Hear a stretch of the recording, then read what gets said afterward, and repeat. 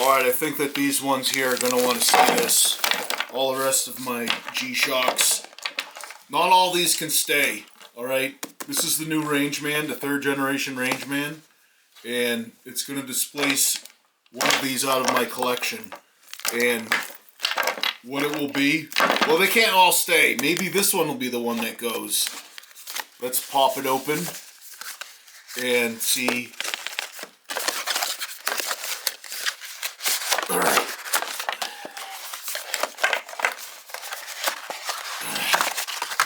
Okay, for those of you wondering if it was going to be in a burlap sack, yes. Very rugged burlap. It says G-Shock Master of G. Alright. This bag, by the way, it looks like the bag that a mage would have, like, magical orbs in, tied off on his belt. Oh, our light died. There you go.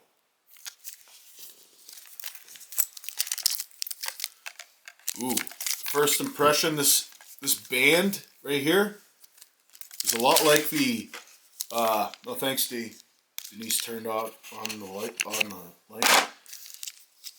This band is a lot like the Mudman band, but this is nice and soft, supple. Alright, MIP display, look at that. Alright, let's take this plastic off. And let's see, how do you take it off? Oh, look at that back. This back is a lot like the GPR-H1000. Where is the GPR-H1000? There it is. Similar back. Alright? Somewhere in between the Mudman and the GPR-H1000. And you guys know that the GPR-H1000 is one of my favorite on account of the body being so comfortable, right? And so the question is, will this new Rangeman, the GPR-H1000, be as comfortable? Will it even fit? That's what we want to know. There's a big wrister a lot of times. Watches just don't fit. All right. Here we go. It does fit. Not a whole lot of room to spare, but it's on. And yes, it feels comfortable. Wow. Yes. Comfort level, my initial impressions. Really nice fit. Alright. I'm going to have to wear it some more, but the wings are an important feature to me. Because that's why I love the GPR-H1000 so much, is that Casio got this wing design in on the straps without having really obtrusive wings. Like this hard plastic wing system makes this Mudman very durable, but it also makes it I don't want to say uncomfortable, because I don't want to mischaracterize the watch. You get used to it, but you definitely feel that it's there. So just trying this on for a couple seconds, you can see that this wing system is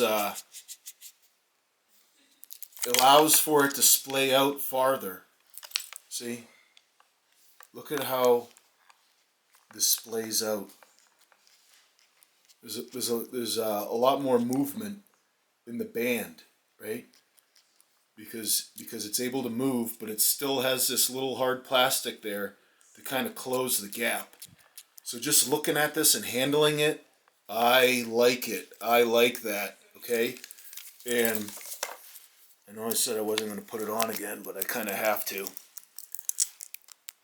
My least favorite part of watching watch review videos is seeing someone else put on the watch. That's what I'm doing. Yeah. Yes, it feels great. It looks great. Look at that. Phil, does that look awesome? Yeah. It's big and beefy, very light. So far, my initial impressions is that I love this band system. It's like love at first sight, but it's not sight, it's like feel. Love at first feel. Is that a thing? Dee, is there a love at first feel? Yes. Okay. Can I try it on? Okay, Denise wants to try it on. Here you go, D. So, I forget how big we said. Here, let me cut this off. This thing's annoying. So go get the measuring tape. SOG Twitch 3, by the way. There's plastic on here. Don't worry about that. Just go ahead and try it on. So Denise has this Get a measuring tape. this watch, which is, I forget the name, but she likes this one. And she's borrowed the GPR-H1000 before. Alright, what do you think, D? It's big. Yeah. So on your wrist, that it looks a lot bigger. And your wrist is about 6.5 inches, maybe 6 1/4, right? Is that what we said? And Phil's gonna go get the measuring tape. Alright. So let's look down the barrel of your arm and see those wings there taking up the gaps in the corner, right? And allowing the band to conform to the shape of Denise's wrist. And you get an idea seeing her wrist just how it's like a hockey puck, right? It's as wide as my wrist is here. Yeah. Yeah. It's the entire wrist.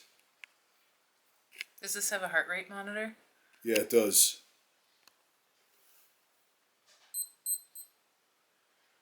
What do you think? It's telling me to press and hold this button. Alright, well, take it off. Let's look at it some more. It's in power saving mode. Thank you. So it comes in the box in power saving mode, and you gotta hold down this button. So this is the first button press. Please wait. There you go. It's out of power saving mode. And it's the wrong time. It is not 10:10. It's not 10.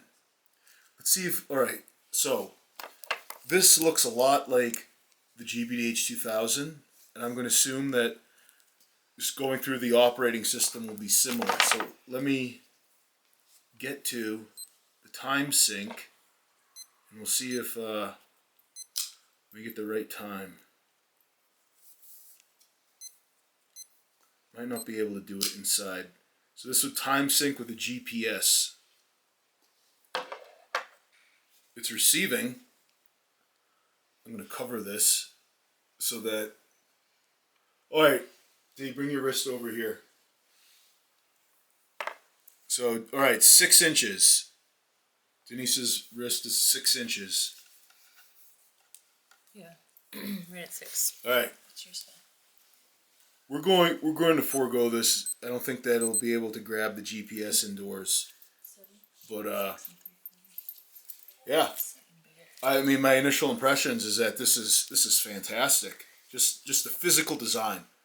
Now, as you guys know, you've seen a lot of my videos where I rant about the software problems on the GPR-H1000, but I've never had a single bad thing to say about the physical design, which I think is amazing. This watch body is spectacular. Whoever designed it should win a lot of awards because this is the most comfortable watch I've ever worn. This one, my first impressions of this one is also very positive. Again, I'm just talking about the physical design. This is like a work of art. This is beautiful. Like this plastic has like, it's kind of rubberized. And this band is very supple. These wings like aren't like the other wings like on the Mudmasters and the Mudman. That I understand that this makes the band very, very durable. That's why I put up with it. But like you feel it on your wrist, right? And it doesn't splay out far enough.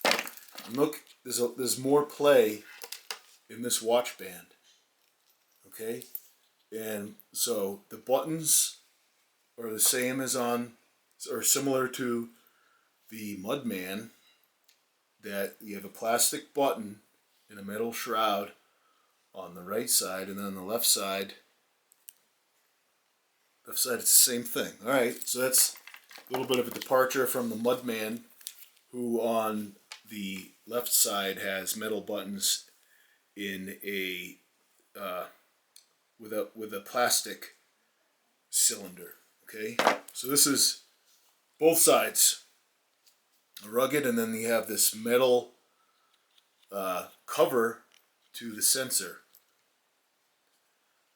So, and you have a little bit of symmetry here. They threw some metal on here to protect this enter button. This enter button can't easily be incidentally pressed because this metal protects it. And then, alright, same thing, you guys know that what I appreciate about G-Shocks that have the crenellations is what I call them, with the raised portions and the lowered portions. The raised portions protecting the screen, and the lowered portions of the bezel to protect the lower portions to allow drainage, and the raised portions to protect the screen. I gotta get my pointer pen out. Right now it's a metal readiness pen from Right in the Rain. I don't have the Zebra F701 right now. We use a metal readiness pen to point. Alright, so one thing we gotta check, and you guys know how furious I was at the arrow on the compass. Let's see what the arrow was like on this compass. Moment of truth. Have they improved it? Alright, the answer is no. Alright? Tiny compass. Look at that. Look at the metal readiness pen. I'm gonna get the pen to come out with just a little flip of this bolt action. This ballpoint pen tip is bigger than the arrow that's supposed to point north. Too bad, but they did not fix that. Another problem I had with the GPR-H1000. Oh, a tide graph! Guys, there's a tide graph here. This is good for fishermen. Alright, where's my other new watch? I got a new watch and I was really excited about it.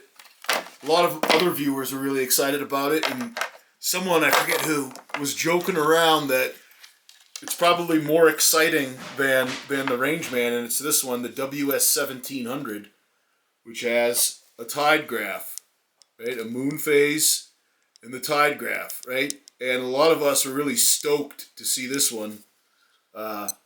It's a fun little watch, $35 retail, and hoping the price comes down into the El Cheapo category to compete with the AE-1500, which is like the king of El Cheapo G-Shocks. Everybody loves the AE-1500. It's $22, but it's super durable. And if it breaks, you just buy a new one. This is a $500 watch, the GPR-H1000, and it has a tide graph. How does this tide graph compare to the WS-1700? Well, you have to stay tuned and find out. This is just an unboxing and first impressions, and we still need to set this one up. But yeah, there's a tide graph. It's pretty cool. Whatever time zone this watch thinks it's in, I guess my Hawaii, because it says Honolulu. It's high tide in Honolulu right now. All right, and that's it. There's no secondary screen. So that's a tide graph. Blood oxygen, breathing exercises. I take these two out. Blood oxygen, breathing exercises. The buttons are pretty nice to press. Like, honestly, like these bullseye buttons on the Mudman and these ones, the little notches. Wasn't a huge fan of them, but just pressing these buttons now, they don't have like the waffle pattern like on some of the Casio watches. Like this is the what is this one? It's the 3500 Pro Trek. See how it has these little waffle pattern? I think the Rangeman GW90-400 has waffle patterns on its buttons. So this button is a little bit different, and just operating it now, it's like it's not grippy, but you can still press it. You get a good ability to press the buttons. So far I like the buttons. So a lot of these are exactly the same as the GPR-H1000. The timer. Can you set the timer higher than 60 seconds? That's another gripe of the GPR-H1000. I'm just going to hold down this button, and when you hold down the button, it doesn't quickly go through the numbers. So that's another problem that they have not fixed from the GPR-H1000. And so I have to press the button one time for each minute, for the whole minute, the whole integer, rather than setting each digit or holding down the button. Yep, that's it. 60-minute timer. So the Mudman has the GPR-H1000 beat when it comes to the timer.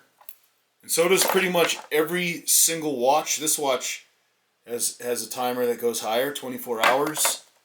WS-1700 has a timer that goes 24 hours. And all these do, except for all these newfangled ones, like the DWH-5600. A lot of you guys are probably saying I have a lot of watches. That's true. But like I said, not all these can stay. Some of them have to go. Maybe it'll be the Rangeman, right? It's like when a coach says that, you know, he's only going to pick the best players. He doesn't have a bias towards his son. What are you guys, crazy? Come on. Anybody could be quarterback. It's a tryout. Well, we're having a tryout here. And the initial impressions, the initial tryout to this GPR-H1000 is positive.